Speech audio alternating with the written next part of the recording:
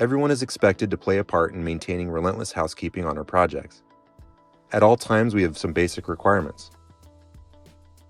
Floors must remain in a broom-swept condition. Egress pathways must be clear of metal and debris. Material needs to be stored on rolling pallets or carts as much as possible. Used water bottles and cups must be properly disposed. Waste must be immediately placed into containers. No food or beverages other than water are allowed in work areas.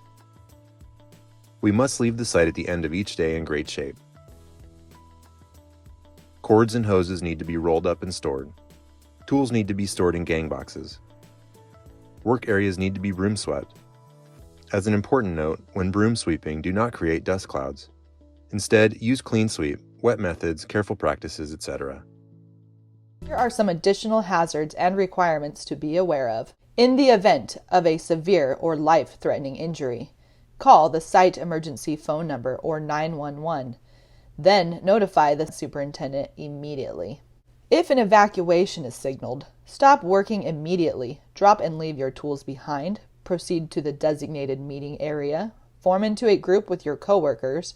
Remain quiet and listen for instructions. Report to your supervisor for a head count. Do not return to your work area or leave the job site for any reason until instructed. Immediately notify your supervisor of any accident or injury requiring on-site treatment. Note, we have a first aid kit located in the job trailer. Of any near miss, of any damage to equipment or property, whether company or public, including all fires. Injury requiring medical attention or transportation to a hospital or minor emergency clinic. We have options to ensure injuries are given the best treatment available. Again, it is critical to notify right away if you have an injury that needs first aid or medical treatment. Consuming or being under the influence will result in immediate removal from site. Post-accident or incident drug testing is mandatory. No smoking or tobacco will be allowed on site. No staring or rude gestures. No swearing. No offensive clothing or images. Always be professional. Visitors are tour groups, union representatives, vendor representatives, suppliers, rental companies, and more. Visitors must have justifiable business on the job site. They must report to the office to sign in and take the visitor orientation. Know that every project has a safety recognition program in place that may consist of raffle drawings for positive acts and observations, barbecues for safe crews, family boards, family buttons and photos, and more. Participate with us. All projects require hard hat, safety glasses, high visibility clothing or vest, and sturdy work boots as a minimum level of personal protective equipment for everyone on site. Additional task-specific PPE may be required by your task and will be addressed in the task hazard analysis. Delivery drivers and all visitors to the site must also comply with these PPE requirements. All hand safety meeting is held weekly at a time and a place that the project team will give you. All are required to attend and all should participate. Each contractor on site is required to hold a safety meeting with their crew to go over the hazards associated with their activities. The progressive discipline policy is simple. Know the rules and abide by them. The purpose of this orientation is to familiarize you with the rules of the project. It's up to you to ask questions if you need clarification. This orientation is considered the first notification in a progressive discipline policy. If you are found in violation of any safety rule, you may receive a written warning if it's not of a nature that would endanger your life or present an immediate threat to yourself or someone else. Any serious safety violation will result in immediate removal from this project. A subsequent safety violation, or one that is serious in nature, will result in your removal from this project. If your work area presents potential hazards to others working around you, ensure that you have proper barriers, warning signs, and/or spotters to warn others. Chemicals and products used in your task can present a hazard. A daily review of the safety data sheets and THA associated with your task will help you to identify these hazards and plan accordingly. Make sure you're prepared to handle a chemical spill, and should one occur, notify Sundt immediately. All work on energized equipment vehicles, or tools must follow established lockout-tagout procedures. This applies to all stored energy, including gravity, compressed air, gases, and spring tension, to name a few. Fuel must be transported and stored in the appropriate containers like the ones shown. The use of plastic or any other non-approved container is not allowed on this project. Fire extinguishers must be within 20 feet of hot work being performed or mounted within 20 feet of any petroleum-powered equipment or tool. Fire extinguishers must have documented monthly inspections on the tag, not be expired, and in good working condition. A hot work permit is required for all heat, spark, or flame generating activities. Designate a fire watch to monitor hot work activity during and up to 30 minutes after the task is complete. Keep oxygen and acetylene tanks separated by an approved firewall or 25 feet and stored securely during transportation and storage. Falls continue to be the leading cause of death and serious injury in our industry. Working at heights is that can kill you. We must prevent people, tools, material, and equipment from falling by properly planning and executing our work. The first step is to eliminate the need to work at heights, perhaps by prefabbing on the ground or in a controlled environment. Next, we need to consider engineering controls like tall parapets or guardrail systems. If that doesn't prevent the exposure, we then look to administrative controls such as establishing a controlled access zone with signage. Our last resort for stopping the drop is PPE such as a harness, lanyard, and anchor point, or perhaps a tool tether to prevent dropped objects. It's important to identify all fall exposures daily with the use of the THA and to write a fall protection plan specific to your task. Any work performed at a height of 6 feet or higher or use of a boom lift requires 100% tie-off 100% of the time. Mid-rail chain is required in all scissor lifts. Follow the manufacturer's instructions or other requirements for fall protection. A competent person must plan for the appropriate anchorage systems and personal fall arrest systems, and these should be inspected prior to each use. All floor holes, deck penetrations, manholes, and roof openings greater than 2 inches must be covered and marked as opening, do not remove. Covers must be secured from movement and maintained by the trade that created the hazard. Maintain guardrails in safe condition. Do not remove without permission from supervision. If a guardrail is broken, unsecured, or damaged, notify the supervisor or Sundt supervision immediately, or correct it if safe to do so. Danger flagging is only to be used for danger to life or limb. Signs must be attached stating the reason for the flagging and a number to call for entry. Only authorized employees completing the work can be inside the danger flagging. No other employees are allowed to cross the danger tape without permission. Caution flagging can be used and crossed by other employees when a hazard can be seen and avoided. Signs must be attached stating the reason for the flagging and the number to call for information. Flagging for use as a controlled access zone must be installed a minimum of 6 feet back from the fall hazard. In order for safety barricades and danger or caution flagging to be used correctly, it must be installed correctly, maintained, and immediately removed when the hazard no longer exists. Ladders can be useful tools when used for their intended purpose. When used incorrectly, they are the leading cause of falls and serious injuries. When writing your THA, always ask, is the ladder the best tool for this job? Can I do my work safely from a ladder? How will I get materials and tools up and down? Make sure the ladder is inspected for damaged or missing components and that all of the manufacturer's labels are in readable condition. Make sure that you set up and use the ladder per the manufacturer's instructions and that it is secured.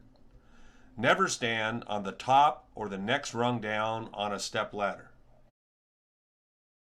Scaffold must be inspected before each use by each trade using the scaffold. Inspections must be documented and turned in. Scaffold required proper tagging to inform employees that a scaffold is safe or unsafe to use. Red tag means stop. Green tag means go. All employees must be properly trained before using scaffold. Training documentation must be available. Prior to digging any excavation or trench, an excavation plan must be submitted to supervision, detailing the length and depth of the trench, any unique considerations or encumbrances, and the sloping, benching, or shoring or other methods that will be used to protect workers while in the excavation. Excavation inspections must be performed daily before allowing employees to enter a trench, and when weather or other outside factors affect the safety of employees inside the trench. Ladders or ramps or other means of safe access are required in all trenches and excavations. Ladders must be secured from movement. Safe access must be provided for crossing over excavations. Design will vary based on the depth or width of the excavation. Planking and bridging are typically acceptable methods. Electricity is everywhere on our projects, and so are the hazards associated with it. Ground fault circuit interruption protection, or GFCI, is required on all outlets, including generators and house power. All generators must be grounded. Ensure that adequate lighting is present to perform the task. Headlamps might work well for what's in front of you. Well, what about moving around the area that you're working in? Take the necessary actions to protect the extension cords from damage from traffic, equipment, and people. Never run over a cord with a piece of equipment, and be careful of sharp edges that may damage the insulation. Any extension cord found to be defective, such as ground missing or the insulation cut, will be removed from service and physically tagged out of service. Roll up all electric cords daily and inspect for damage as you do so.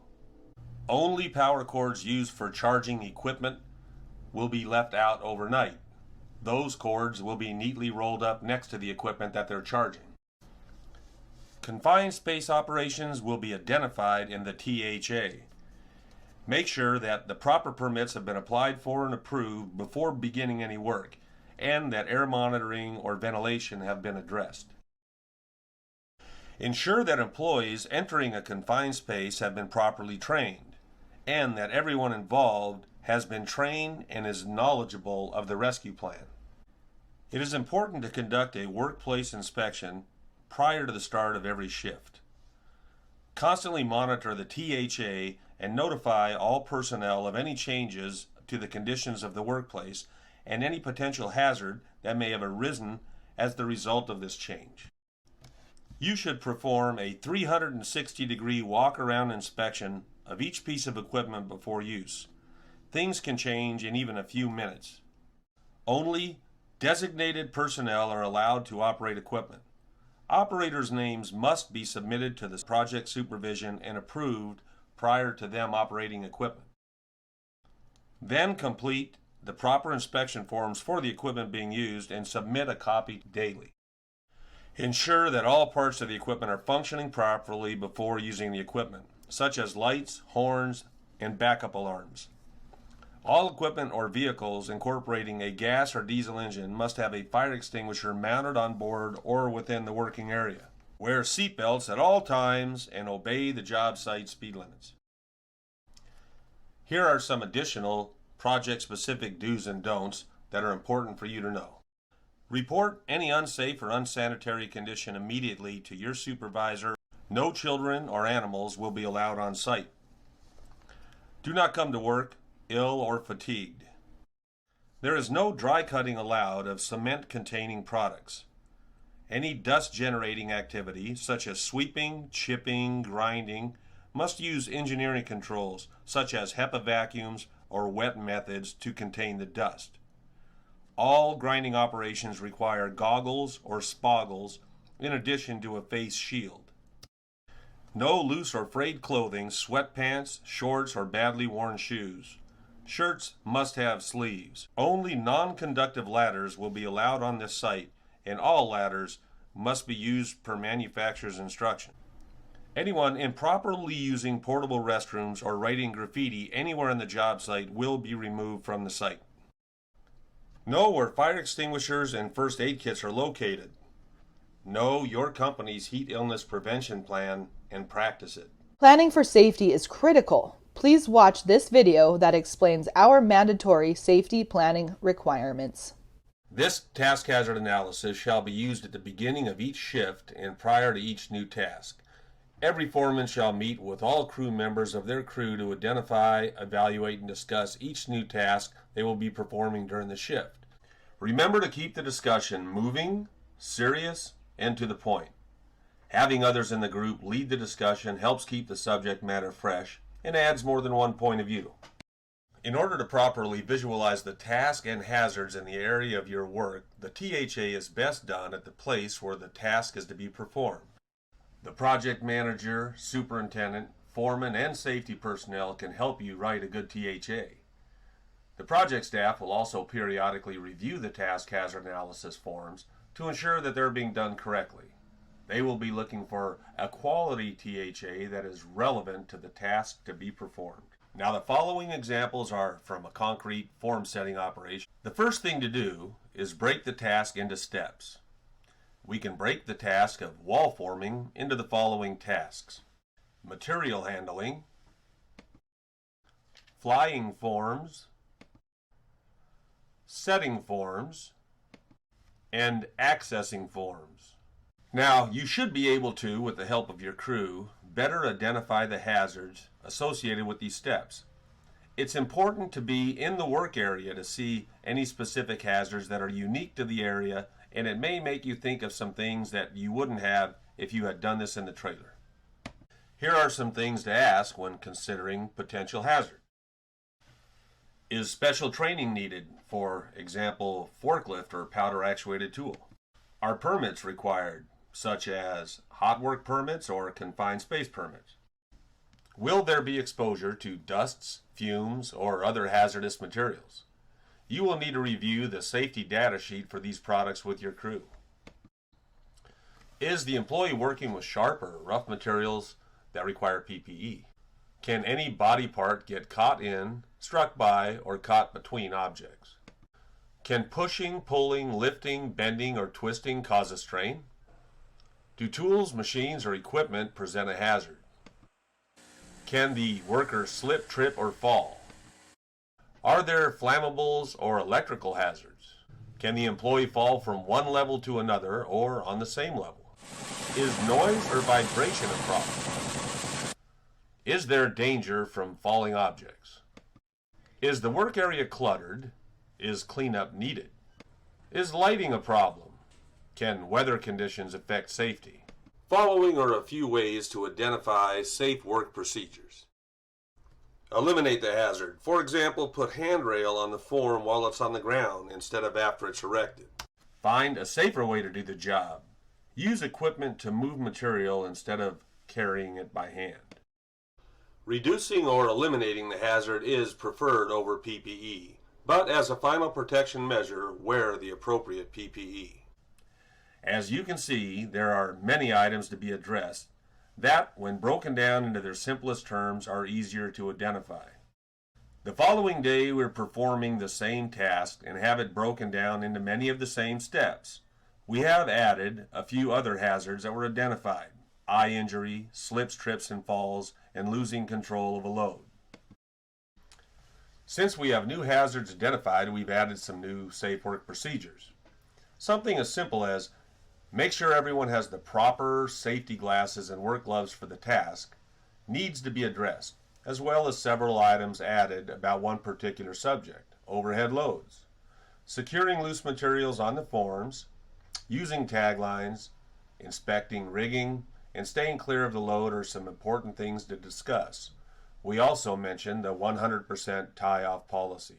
We should also ask employees if they've ever experienced any problems in the past when performing this task and what lessons they've learned. Make sure you capture these examples and that everyone understands what was done wrong and what we should be doing to do it correctly. Before working on the project, the following need to be in place: We have proof of any required training records and certifications such as operator or competent person paperwork. You have proper work clothing. You have the required personal protective equipment. You reviewed your company's job hazard analysis. You have been issued an orientation sticker for your hard hat or a similar ID such as a badge, and you have reviewed and signed off on your tasks